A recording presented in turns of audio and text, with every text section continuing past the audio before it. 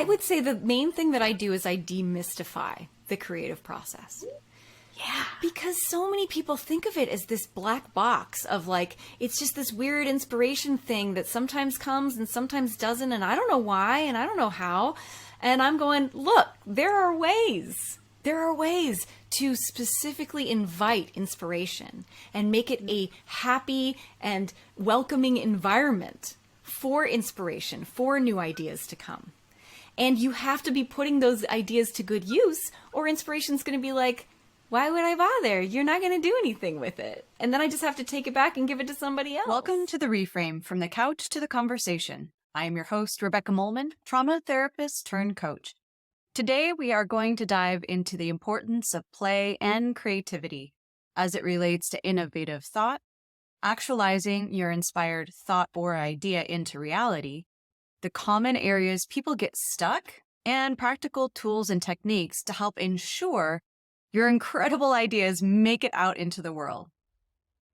We're also going to be decoding how we can get out of our own way and follow the DOER or DOER roadmap to not only access greater creative thought and innovation, but look at what steps to take to make sure that the idea or innovation really does make it out into the world. Dr. Adrienne MacIain also has a new book called Spark Genius, Creative Flow Unleashed, where she goes much deeper into all of these topics. There is so much delicious content in this episode today. So without further ado, Dr. Adrienne MacIain. Well, Adrienne, it is such a pleasure to have you today. And I'm looking forward to our conversation today around creativity, the work that you do to dive into creativity, play's role in creativity. And it's such an important piece to our time right now because of needing to dig deep into innovation and creative mind to kind of dream our way out of the mess that we're in, it feels like. So welcome, and I look forward to diving into creativity and play. Me too. My favorite subjects. Great. So I want to address first that idea of dreaming our way out of this mess. I love the way you put that. Mm-hmm. I think that the more we fight against the existing system, the more power we give it. What we resist persists. And so when we rebel against something, we're actually feeding into it. We're saying this is legit, and so therefore I need to fight against it. Whereas, Buckminster Fuller has this wonderful quote of, if you want to change a system, you need to create a new system and make the old system obsolete. You will never defeat a system within the system. And so, this idea of like revolution, I love evolution. We are evolving and we are moving into new territories. And so the more we can decide what we want the world to actually look like and really focus our energies there, the better off we'll be. To solve a pressing problem, you have to stop pressing on the problem. So I have a lot of different ways that I conceptualize that, but the biggest one is just when you find yourself, you get into that antagonistic mindset, right? Like if you're scrolling on social media and something upsets you and you want to respond, right? You know this is a bad idea. You know you shouldn't feed the trolls. You know it's going to hook you into something that you're not going to enjoy, but it's so tempting, right? To fight. When you have that moment, this is what I call the stress press, right? Where it feels like it's so important that I do this thing right now and I have to get it done and I have to get it over with and now. That is the perfect time to drop everything that you are doing and take a walk. Just go away from all of this and do something that is enjoyable to you. Get back to that place of playfulness, that place of fun. And when you are in that mindset, that is when insights can come to you. And let me explain the difference between an insight and what I call outsight. So outsight is what we are taught in school. And the reason for this, it makes perfect sense when you look at it from their perspective, right? They have to be able to measure, is this person learning? And so they ask you questions that they already know the answer to. And they want to know, how did you get to this answer? And so you show your work, right? You show all your steps. That is outside. You're taking data from outside of yourself. You are organizing it in a set pattern to get to a set answer. Now that is great if you want a predictable and repeatable experience. If you're looking for something that is going to be the same way every time, that's great. So that's great for the scientific method, for example, where you're trying to have repeatable results. But when you are trying to innovate, when you are trying to create something new, something that does not yet exist in the reality where you are, you cannot use outside. It will never give you a new result. You will be the definition of insanity, trying the same thing over and over again and wondering why you keep getting the same results. If you want different results, like, as Einstein said, you cannot solve a problem from the same level of thinking that you created the problem from.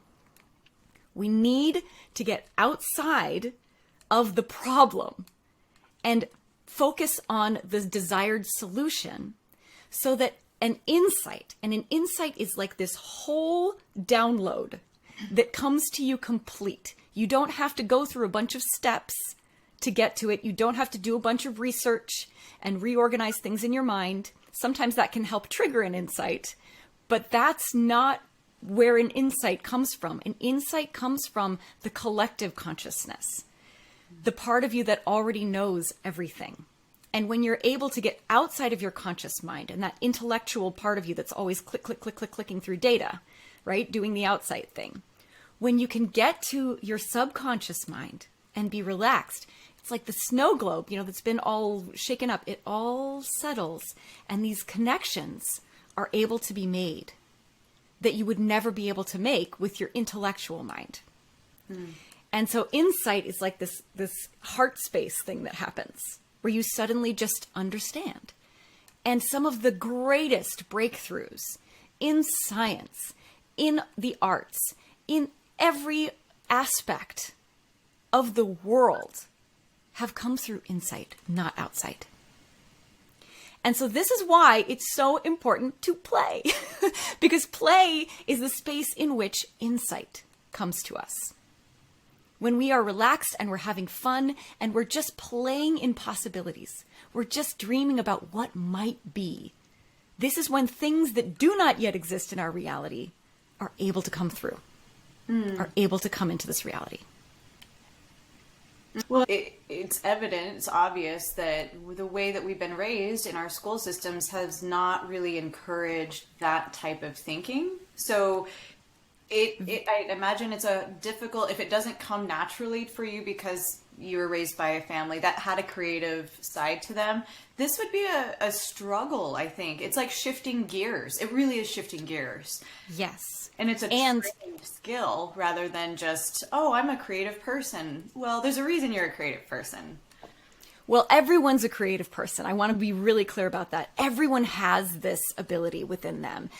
Just like, you have the ability to do outsight. You just need to be taught how to do it. You have the ability for insight as well. It is, in fact, the thing that separates us as humans is this ability to imagine and create things that don't yet exist in our reality, to take something and make it into something else. Right? That is our most basic functioning as human beings. And so everyone is a creator, everyone. But like you said, we have been taught, and I'm not just talking like we haven't been taught how to do this. We have been specifically taught, don't do that. That's bad. When we are in school, we are told, if you don't show your work, you're a cheater. We are told, if you just come up with an idea and you can't explain how you got that idea, then that idea is nonsense.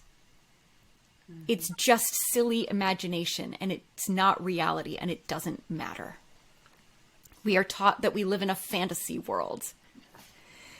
We are insulted over and over again through our school years when we try to use our natural imagination and creativity and innovation, because that is not a system where that is useful to them. They don't want to see that we can come up with new ideas. They want to know that we can use the system that they want us to learn how to use.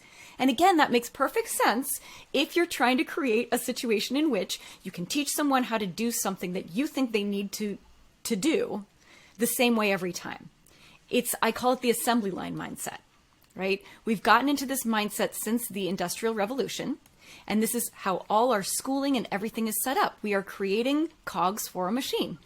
And I don't mean to say that in an insulting way. That's just the system that we are working in right now. Mm-hmm. And that system is breaking down. Our machines are breaking. Our assembly line is breaking down. It's not working for us anymore. If it ever really worked for us as humans in the first place. It worked for some humans who were making a lot of money off the system. But the bottom line is that we are natural creatures. We are a part of nature. And so what we need to be doing now more than ever is looking at nature, looking at how nature does things and saying, wait, that seems to work just fine. Nature doesn't burn out. Nature doesn't, say, I'm just too tired this spring. Like, we're not going to have flowers. Like, I'm not in the mood, right? Like every spring, the same magic happens. The daffodils come up, right? Now it's a little different every time. Sometimes they come a little later or a little bit earlier. Maybe the cherry blossoms show up early and then they die. But the bottom line is that spring will always come because nature has a cycle that it follows every time. And it doesn't have to ask itself, what should I be doing right now? Where would my energy be best spent during the spring? It knows. And we know intuitively too where our energy is best spent. When we follow our desire, when we follow our pleasure, we know where our energy wants to be. And if we can just trust it and trust that it will flow through that part of the cycle and keep going, right? We won't get stuck unless we allow ourselves to just wallow. But when you notice, again, you always know, right? It's that checking in with yourself and saying, how does this feel?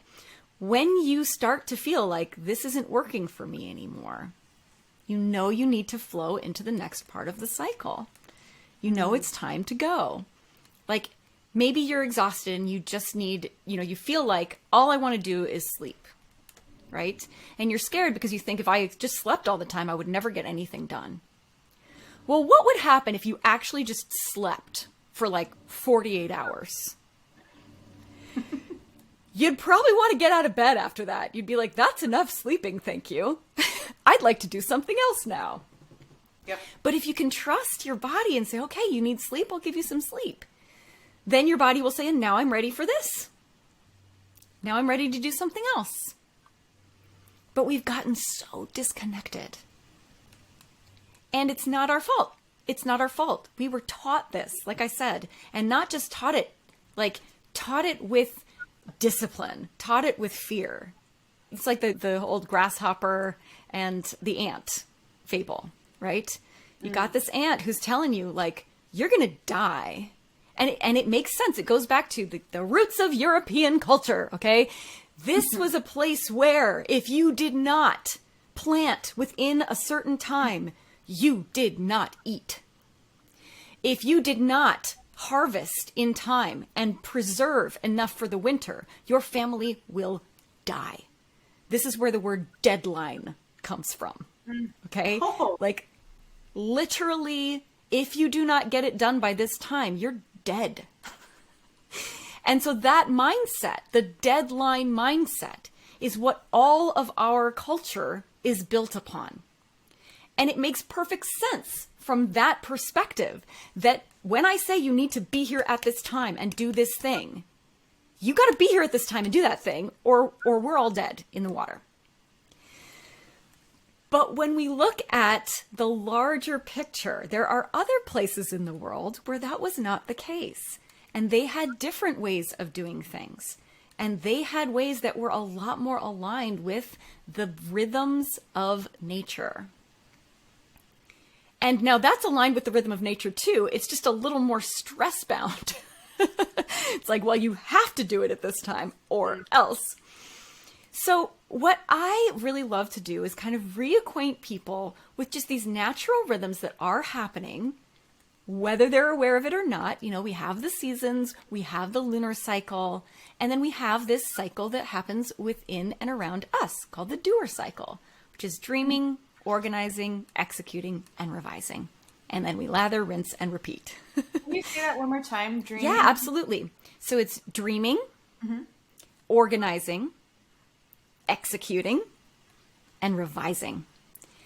And so what I mean by that, the dreaming cycle is where it all begins. This is the yin, the pinnacle of yin, right? This is the winter where it's like it's dark and it's quiet and there's nothing right now. It's just endless possibilities, right? It's just the seeds under the ground waiting. And this is the part where we let go of that last cycle. Whatever happened, we release it. Okay, it's not here anymore and you don't need to worry about it right now. And we just make ourselves into fertile ground for new ideas to be planted. And we open ourselves up to the possibilities. And we just refocus on our purpose and what we're here to do. And we just go, hey, guide me. I surrender. This is the surrender part of the cycle. Just like, I surrender. Where do you want me to go? This is in the dark night of the soul, right? Where it's like, I don't know what's going on. I'm lost. Please guide me. And then we have a breakthrough, because a breakdown always leads to a breakthrough, right? And we get, and we get a little seed of an idea, just a little something that sparks us and makes us go, oh, that's interesting. And that's that first little sprout of spring. Right? This is what we're experiencing right now. When you walk outside and there's a little sprout that just goes, hello, you weren't here yesterday, but here you are. The magic, right? When the spring comes, the grass grows by itself. You don't have to push the world. And there it is. It starts to pop up. And this is where that yang starts to come back in. And we start to feel this, positive masculinity of I want to provide for and protect this little idea that I have here. And I want to take some action to really help it thrive.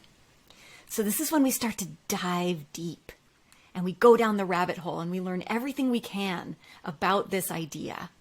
And we just play in that possibility. This is where we get super playful. It's like the child part of the cycle, right? Where we're children and we're just like, anything is possible. And I'm going to see what happens if I do this. And I'm going to see what happens if I do that. And there's all this experimentation that happens during this part of the cycle. And then we start to organize that. So it's like we've got all this fun stuff and then we start to put it into like, okay, well, how would this be helpful for my particular audience? And we start to filter it through that idea of, okay, I'm trying to help these people get from here where they're stuck to over here where they really want to be. How does this idea help them to do that? And how can I make it even more useful for them? So that's when we do these mind maps and we do outlines. And then here's the big transition. And this is the one that a lot of people have trouble with, right? A lot of people, they have new shiny syndrome and then they just loop back to a new shiny idea instead of actually executing on that idea that they just came up with and did all this wonderful work on. So, yes. So what I really recommend, the problem that holds people back from leaping from organizing to executing is perfectionism. Because they are afraid that it won't be good enough. They are afraid that they won't do it right.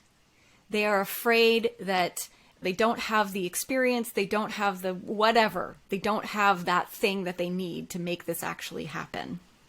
When really, of course, you have all of that. You are everything. You are the is.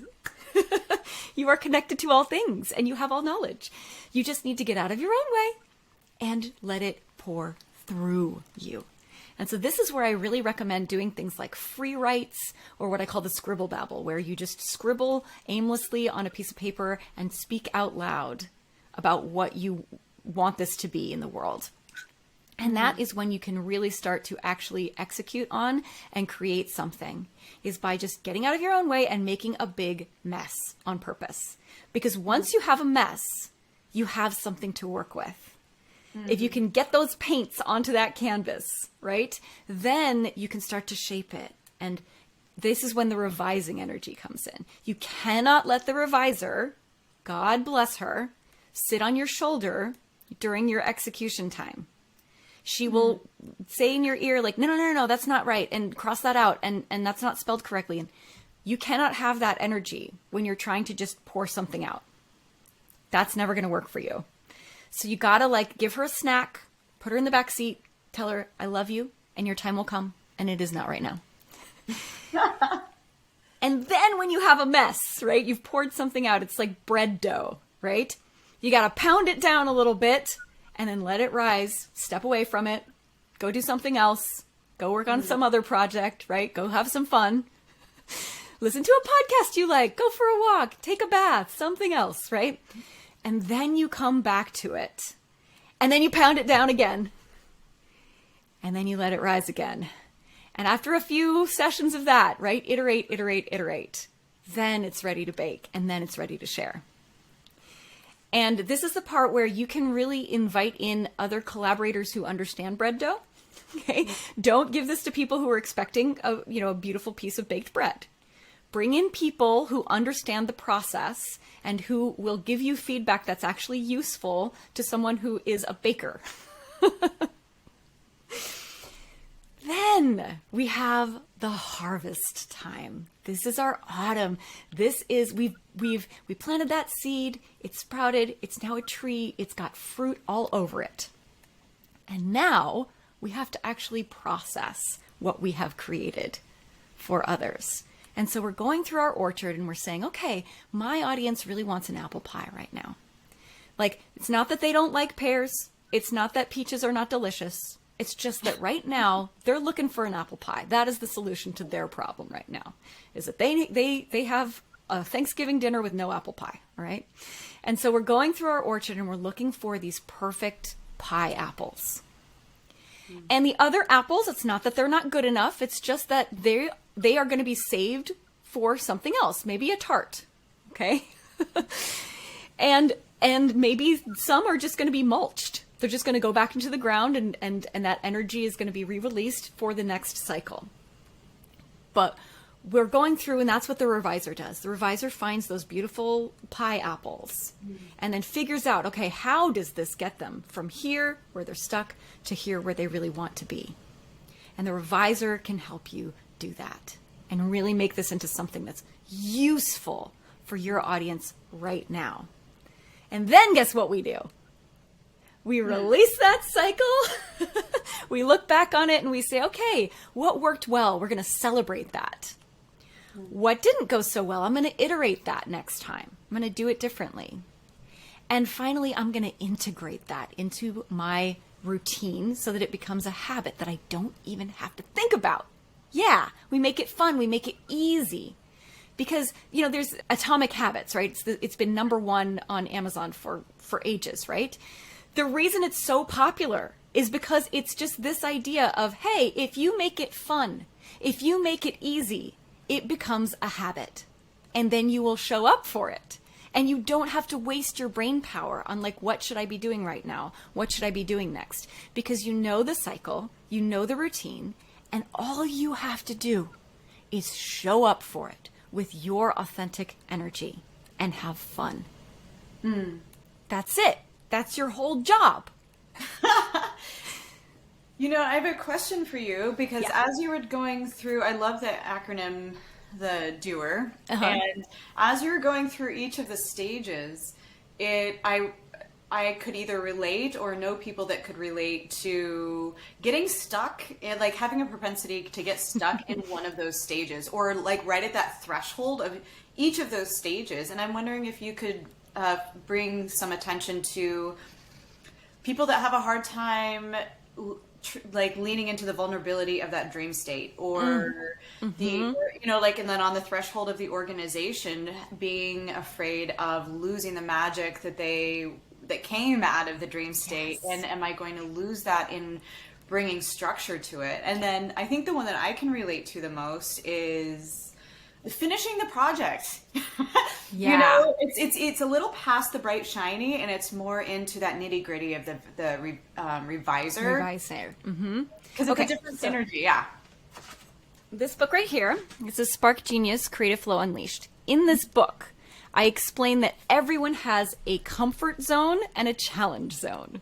Okay? And so there's that zone where you tend to get stuck because you love it there and you just want to live there. Right? Some people are dreamers and they're like, I just want to daydream all day long. What's wrong with that? I get, I have 5 brilliant ideas before breakfast. It's just who I am. Right? And that's wonderful. But you also need all the other parts of the cycle to make those ideas into value for yourself and for others.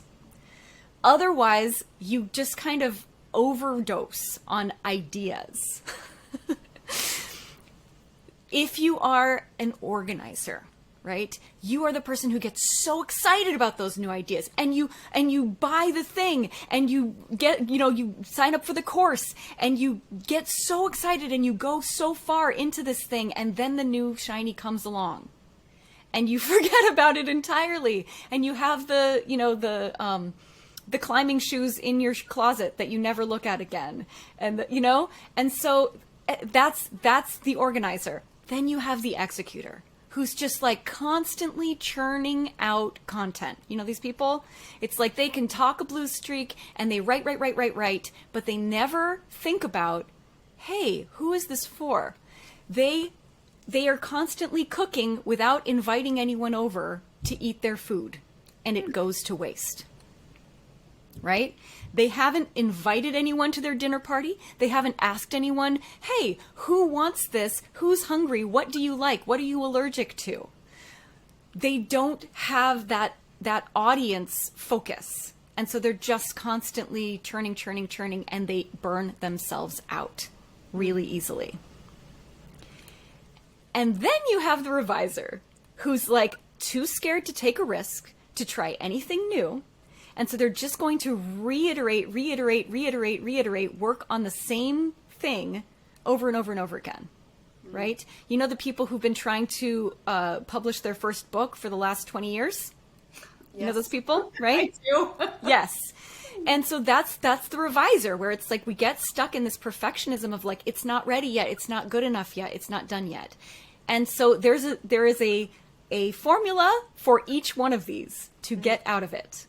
Okay. I go into a lot of detail in the book, but I'll give you the very high level right here. So if you were like, that's me, I'm a dreamer, right? Like that's my problem right there. Okay.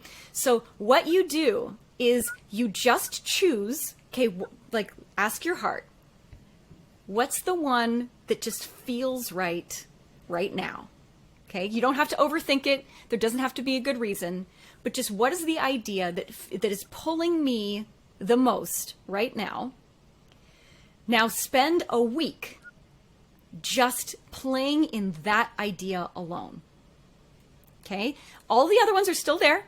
You can keep writing them down, keeping them in a file somewhere, right? But just give yourself a full week to just play in the possibilities of that one idea. And that will get you into the next portion of the cycle.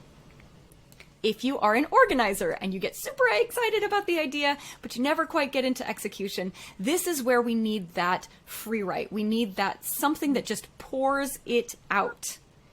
No stopping, just lock yourself in a room. And I mean this quite literally, right? The organizer is very good at creating space, right, for something to occur. And so just lock yourself into a room, put a do not disturb sign on the door, for as long as you can get away with, right? If you have children, get somebody else to watch them for a couple of hours or whatever you can get away with, right? And just do the thing and don't judge it. It's not about the outcome, okay? It's about the act of showing up for it. When we show up for it, good things happen. And you can bring snacks. You can make it nice in there. Create an environment that you enjoy, right? If you work better in a coffee shop, go to a coffee shop. If you are a person who isn't good at writing, but you're better at speaking, go for a long walk and talk to yourself on your phone into transcription software. Know what works best for you and just do it. Just do it. There you go. You're like Nike. Exactly. Now, if you are an executor, right, and you just want to like do, okay? Collaborate. This is the person that more than anything else needs to go and talk to other people about their ideas first. You need to send out surveys. You need to have conversations. You need to solicit from your audience feedback on what you've already created so that you can make it better. The reviser, your prescription is that you need to just ship it.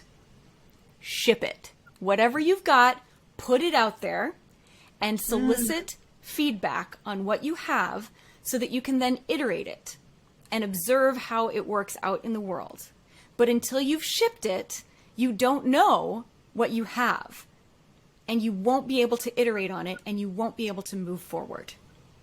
So whatever you've got, you don't have to put the whole thing out there, but minimum viable product, right? So let's say you have been working on a book for the last 20 years, right? Now maybe you've invited a collaborator in, you've got an editor. That's a great way to get you to the next stage. But let's say you don't want an editor, or you can't afford an editor, or whatever that is. There's also a way for you to do this, which is just take a section of it. Take a section of it.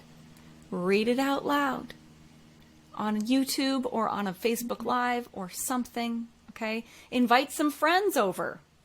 Have a party. Brene Brown does this all the time. She'll just take her girlfriends on a weekend away somewhere and just share what she's working on, the ideas that she's got, and they tell her, here's what I just heard. Right? So this is how to break out of that, is just put it out there, right? And then see what you get back. And then you can move on. So if you have to break it down into teeny tiny little chunks, right? This is the other thing I hear a lot, is that when people are procrastinating, it's because they're afraid of the step, right? They know what they need to do next, but it feels overwhelming. So you need to break that down into the teeny tiniest little micro step that you already know how to do and you know you can do well. It's like taking out the uncertainty. Go for the certain part of it. If you are a writer, for example, and you're staring at this blank page, right? Well, do you know how to write one word?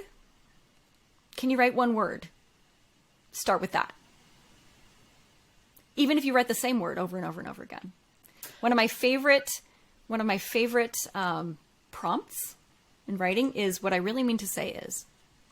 That'll almost always get me unblocked. Ooh. What I really mean to say is, and then just see what comes out. And you will be amazed at what you really mean to say. That's really interesting. That's a hypnotherapy. Well, that's a leading technique where we do it with, like if someone says a fear of something, right? Or I'm scared of going to the store by myself. Another reason I'm scared to go to the store by myself is blank. The real reason I'm scared to go to the store, and you're kind of digging down. Yeah. Another great thing is to ask your subconscious questions. Okay, just write yourself a question and then just free write the answer, because you already know the answer. And you can trust your own intuition. It has the answers. So just ask yourself a question and see what answer comes. And the problem is that what we do is the answer comes and then we immediately judge it. Yes, I know, right? And we shut it down and we go, no, not that, anything but that. And so then, of course, we can't come to the real answer because we already did, and now we're ignoring it. This is why when people say, I don't know what I want, I always call BS on that. Yep. Of course you know what you want. You just don't think it's possible, or you don't think it's possible for you right now. And so you've stuffed it down and you're saying, okay, I can't have that. So what else do I want? Nothing. Because you know what you really want. And so now you don't want anything. So trust that little voice that tells you, like, that thing. When I say to someone, what do you really want to do today? And they think of something and they go, no, I can't do that. That's the thing. It scares you a little bit, right? Fear is like that big flashing neon sign that says, this way, keep going, over here. You're scared because you care. That's where the juice is. Oh, I love that. I love that. And I think that's kind of what's happening right now. And this goes all the way back, I think, to one of the very first things that you shared with us was the difference between evolution versus revolution. Yes. And there's the revolution by nature is us versus them. Yep. Is a separation mentality and a division, a disconnection. And there is something organically happening in humanity right now that is no longer asking people to integrate and to integrate the separated parts and divorced parts of themselves, but they are just simply kind of smashing together and people are stumbling through the process. But using the process, like I love that you've outlined a way to be able to make that integration and process a little bit more tangible for people. I would say the main thing that I do is I demystify the creative process. Yeah. Because so many people think of it as this black box of like, it's just this weird inspiration thing that sometimes comes and sometimes doesn't. And I don't know why, and I don't know how. And I'm going, look, there are ways. There are ways to specifically invite inspiration and make it a happy and welcoming environment for inspiration, for new ideas to come. And you have to be putting those ideas to good use, or inspiration's going to be like, why would I bother? You're not going to do anything with it. And then I just have to take it back and give it to somebody else. And so if you are showing up, I love to use the example of, let's say that you have twins, okay? And they are different as night and day, but you love them both so much. And one of them is very shy, and the other one's super outgoing. And you wanted to make a gift that would just be perfect for them, right? And so you study woodworking and you figure out how to do this with your own hands, and you make a skateboard by hand for your outgoing kid, and you make a guitar by hand for your introverted kid, right? And you give them these gifts, and the extroverted kid is like, oh my gosh, this is amazing. Thank you so much. I love it so much. And then they put it in the closet and you never see them use it. And then the shy kid says, thank you, and goes up to their room, and every night you hear this beautiful music playing, and it gets better and better and better the more they do it. Who are you more likely to make a gift for again in the future? So the best gratitude is not to say, thank you, thank you, thank you, universe, I love it so much, it's great. It's to put it to good use. Whatever you get, whatever you have, whatever is given to you by the universe, put it to good use. And then you will get more and more and more of it. And there's a beautiful matching and pairing to what fires you up. What really fires you up in a unique way aligns with those gifts, aligns with that inspiration. And we also are learning how to say yes to ourselves, to say yes to our genius, to say yes to really stepping into a new way of expressing and being in the world by saying yes to those inspirations and having people like you guide us on the path of, okay, now I have it. Oh, now what do I do? How do I move forward in this? Because we don't have those teachers around us. We didn't in school, and our parents didn't. And I love that you are walking with people on this journey. It's so important. Yeah. It is. And I feel like most of what I do is just give you permission to do what you really wanted to do in the first place, and give you the confidence that you already know how to do this, because this cycle is already in you. I'm not teaching you like an external thing that I made up that I'm just like imposing and now you have to learn this cycle.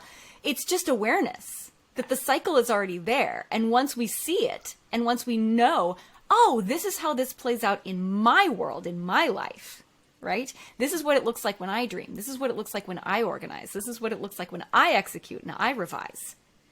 Now we have that energetic awareness of going, okay, well, if I'm in this energy right now, I'm going to be really in this energy until I feel, oh, okay, it's time to move on to the next. And I know how to get myself from this one to the next one because there's all these tools. How have you noticed as you've made this more than just a practice in your own life, you're bringing it to the world. But how have you noticed your relationships change as you dived into this? I love that question so much. To answer that question, I'm actually going to tell you a story. And it's not actually my story, weirdly enough. I was listening to a podcast, and Jacob Collier, he's this amazing musician. Have you ever heard his stuff? No. Oh, he's incredible. He can turn an audience into a choir. He's like a magician. Yeah, he's incredible. And he's super young. It's like unfair and ridiculous. But so I was listening to this interview with him, and he was saying how when he was young, he just was messing around on the piano, like you do as a kid. And his parents were like, "Hey, would you like piano lessons?" And he was like, "No, thanks. I think I'd rather just keep exploring this on my own." And this blew my head open because I had piano lessons imposed upon me. I, like him, was just, super into it until that happened. But then all the, practice and the regimentedness of it, and no more playing by ear. You have to learn to read music, and you can't do it your way. You have to do it this way. And I started to hate it. And I do not play any instrument now because of that. And I had this resentment toward my parents for this nice thing that they did, which was to buy me piano lessons. And I looked back on that and went, I had the option. I had the option the whole time to say, no, thank you. I'd like to keep doing this, right? Like, mind blown. Mind blown. And it would have changed my relationship with my parents. It would have changed my relationship with the piano, with music, with myself.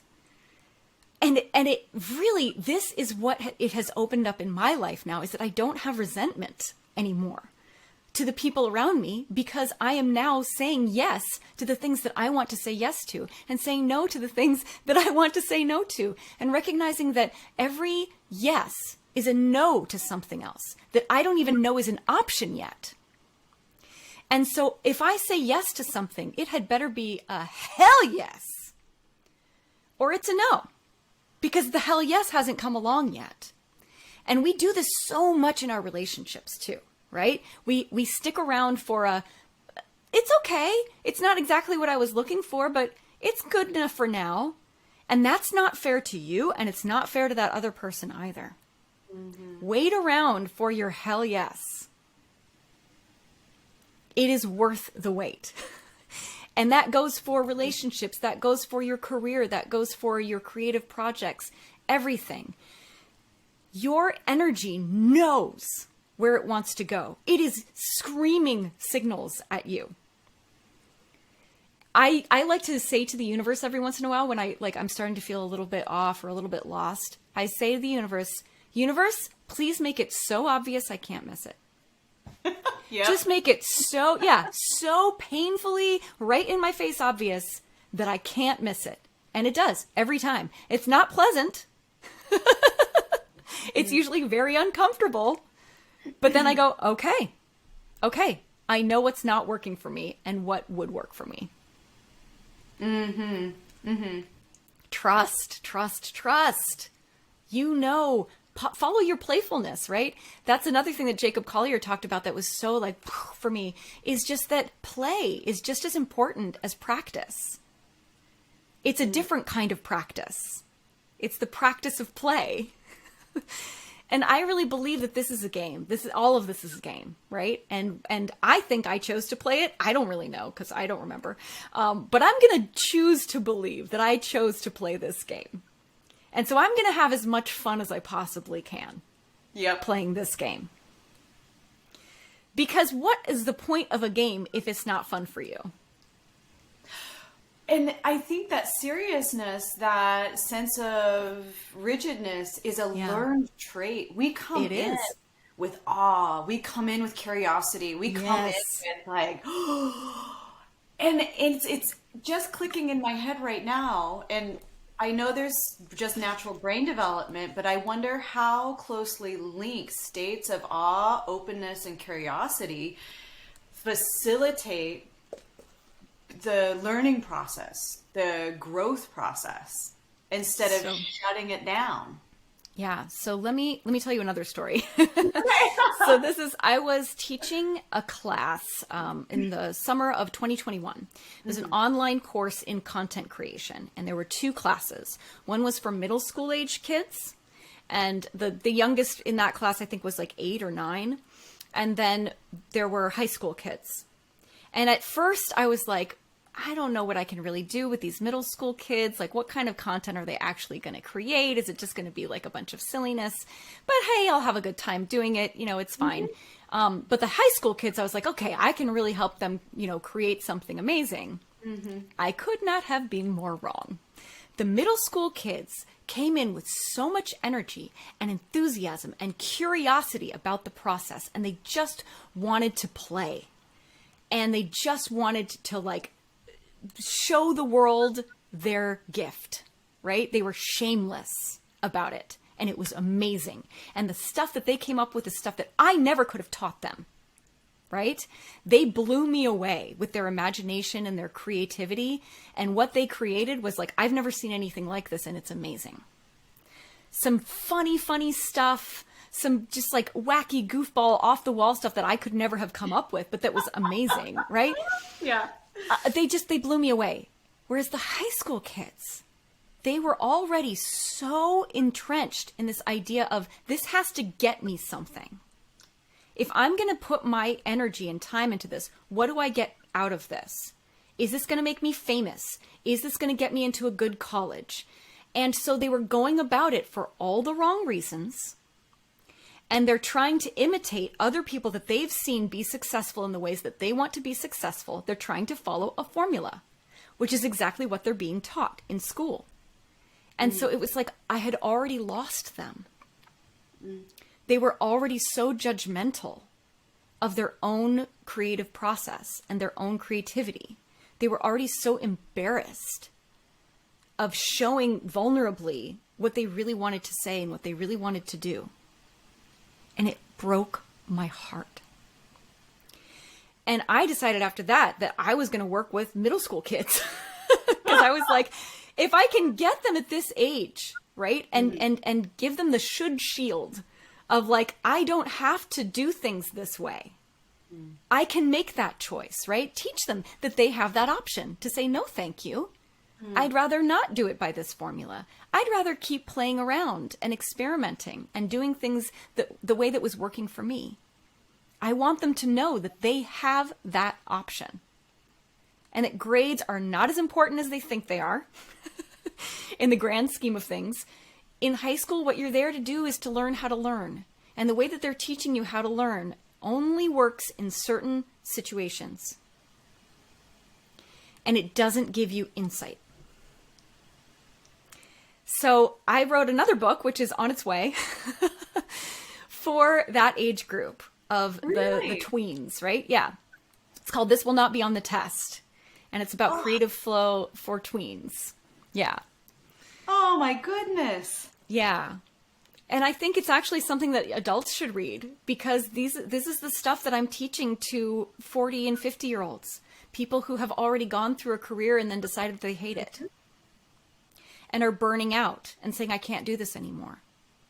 Now they're coming to me and saying, how do I get back in touch with that thing that I had so naturally as a child? And the bottom line is it's still in there. It's still in there. You've just plugged it up at the source because of shame. Because you were told it wasn't good enough, because you were told it was embarrassing, because you were told it's useless in this world. It's not going to make you money. It's not going to make other people money. So therefore it's useless. And that's BS. It's total BS. Oh, I can feel my whole core in my chest go, ouch. Right? Right. Right. That hurts. We know what that feeling is. That's the stress press, right? It's that feeling of like, you're not good enough and everything you're doing isn't good enough, but you're trying so hard and you can't give up. And it's like you're banging your head against it. You know, I love to think of that, the Sesame Street character who's always like banging his head against the piano. Do you remember that guy? So yeah. This is my image for when your creativity is blocked, right? And here's the thing about blocked creativity. Your creativity is like a border collie. It can be a great companion, and it's so smart, and it can get you so much wonderful stuff if you put it to work. But if you don't give it a job to do, and you don't tell it, hey, I want you to go and, herd those sheep, it will herd your friends, and it will tear down your curtains, and it will chew up your shoes, and it will pee on your bed because it has so much energy and it doesn't know where to put it. And the same is true of your creativity. If you don't give it projects that you love, that you really want to see it give you back, what will happen is that your creativity will entertain itself at your expense. It will create problems for you to solve. It will create dramas for you to play out. It will create the same drama over and over and over again. You need to give your creativity the project it wants to work on. I wonder if creativity is more of the vehicle of experiencing what it is to be alive of the subconscious. Yes. Like it almost seems, right?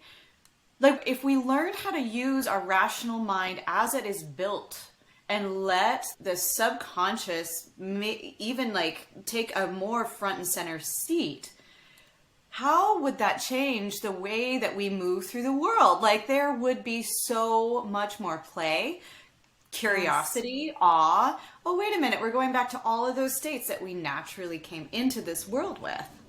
Oh, interesting. And I also believe your emotions are really important cues that you're getting.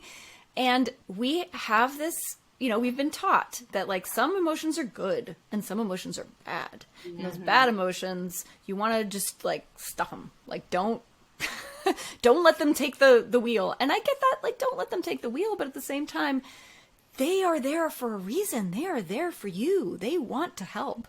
I think of them as my little kids, right?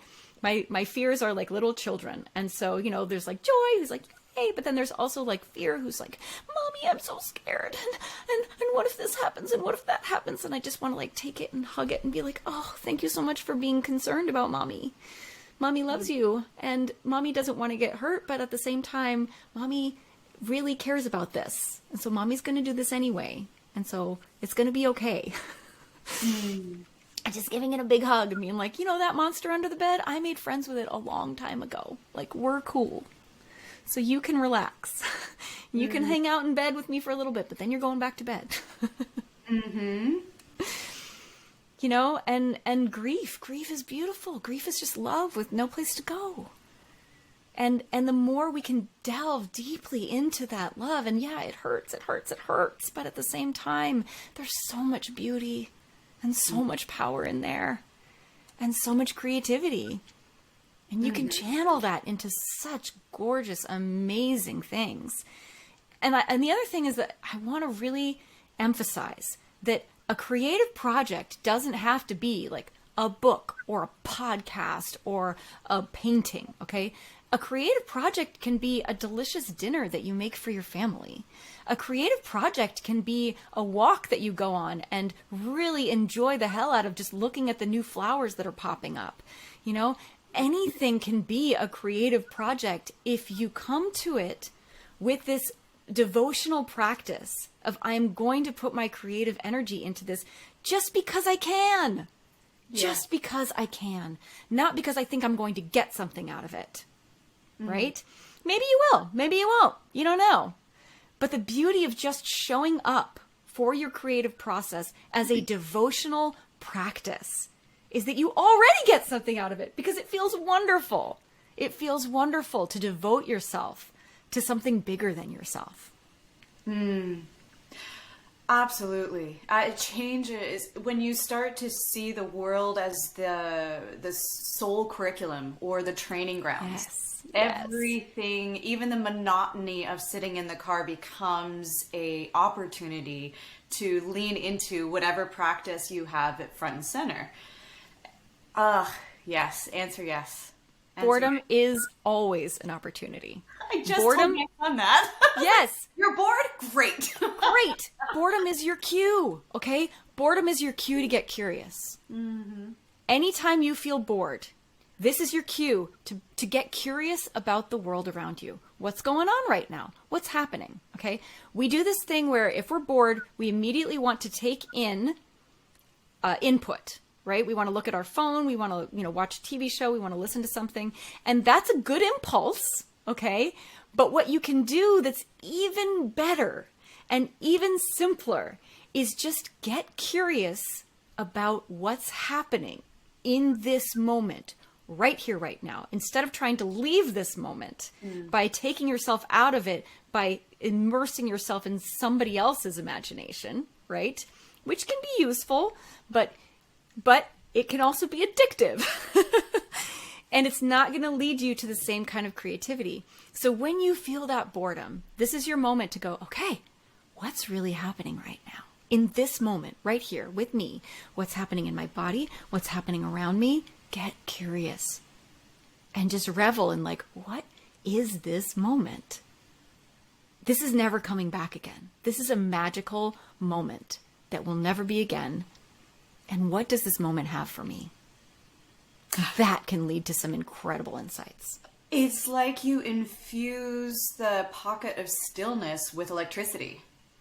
Yes. Oh, I love that. Oh, I love that. Yeah. Yeah. I often say, in meditation, it's like you're always trying to like calm the monkey mind, right? Like quiet the monkey mind. Shh, shh, go to sleep, monkey mind, right? Well, this is more like you're listening in on your monkey mind. You're just eavesdropping on it. It's like, in mindfulness where we watch the clouds of our thoughts just going by, right? This is that. It's where you're just noticing. It's just awareness. You're not trying to do anything to those thoughts or yourself. You're not trying to control anything. It's total surrender. Just be exactly where you are and get curious about what that is.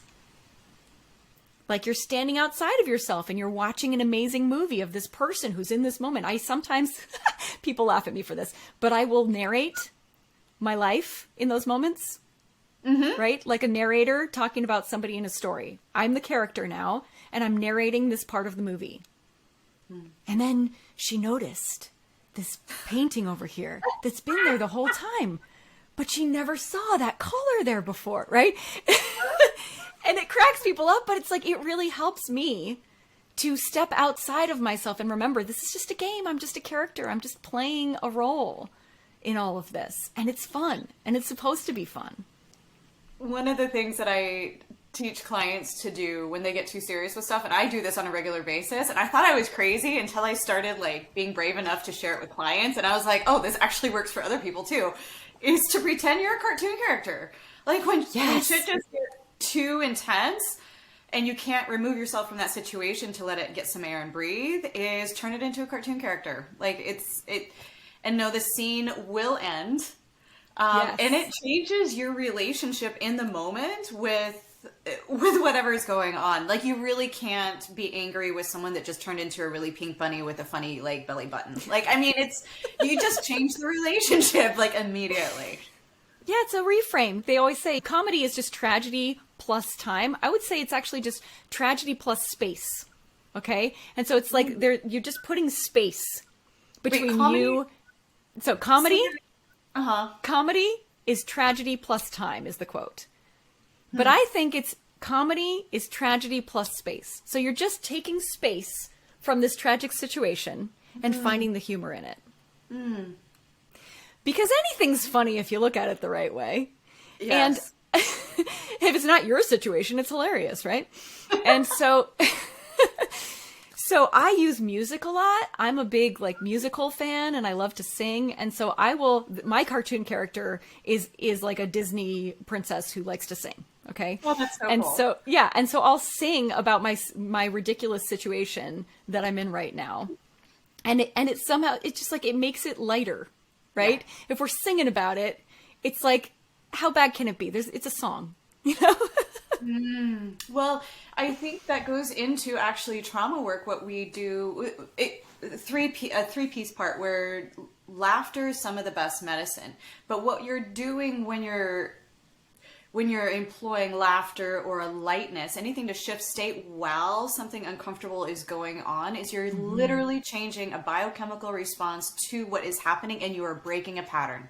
Yes. Which is incredibly powerful. Yeah. And that goes to also, healing doesn't necessarily have to be this incredibly painful journey. It can be in a moment of inspiration, in a moment of laughter, in a moment of just release. I was in a coaching session with a spiritual coach like a year and a half ago, I want to say. And I was having a really rough day. And so I was just like letting it all out. There was bawling and I could not stop. I just got in this like loop of like bawling and bawling and bawling. And all of a sudden I was like, I don't like this anymore. And I just started forcing myself to laugh. And it sounded so ridiculous that it made me laugh for real. And all of a sudden, gone. Like that heaviness was just gone. And I was like, this was here the whole time. All I had to do was just like reach for it. And that has changed everything for me. Yes. Knowing that even in that moment of like, I mean, I was like despair, right? Mm-hmm. Just looping that story of like despair. There's no way out. There's no way out. Mm-hmm. And all of a sudden I was just like, and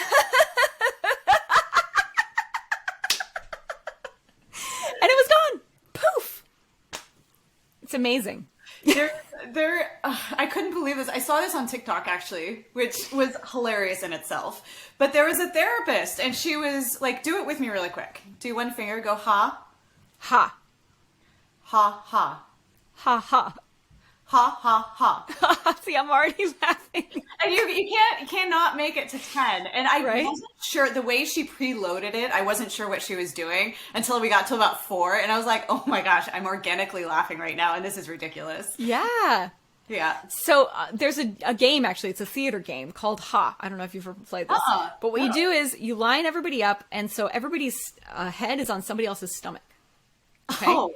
Yeah. And so the first person says, ha. And then the second person has to say, ha, ha.